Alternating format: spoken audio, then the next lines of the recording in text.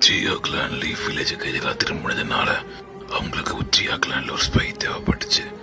அதனால இத்தாச்சியை ஸ்பையா பயன்படுத்திக்கிட்டாங்க. நீ உச்சியாவா இருந்தாலும் நீ ஒரு குழந்தை, அதனால உனக்கு பல உண்மைகள் தெரியாது. உங்க அப்பாவோட பேச்சை கேட்டுதான் இத்தாச்சி அன்பு பிளாக் ஆப்ஸ்ல சேர்ந்தான். அங்க போய் உச்சியா கிளானை பத்தி பல தகவல்களை லீஃப் வில்லேஜுக்கு கொடுத்தான். இத்தாச்சி சின்ன வயசுல ரொம்ப அறிவாளியா இருந்தான். அவனுக்கு போரெல்லாம் பிடிக்கல, உலகத்தோட சமாதானத்தை தான் விரும்பினான். அவனோட கிளானா இல்ல லீஃப் வில்லேஜோட சமாதானமான்னு பார்க்கும்போது லீஃப் வில்லேஜோட சமாதானத்தை இத்தாச்சி தேர்ந்தெடுத்தான். லீஃப் வில்லேஜ்ல இருந்து இத்தாச்சிக்கு ஒரு மிஷின் வந்தது.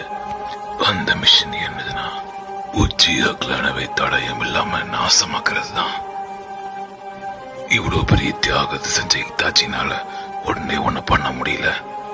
அது என்னதுன்னா அவனோட தம்பியான உன்னை கொல்ல முடியல.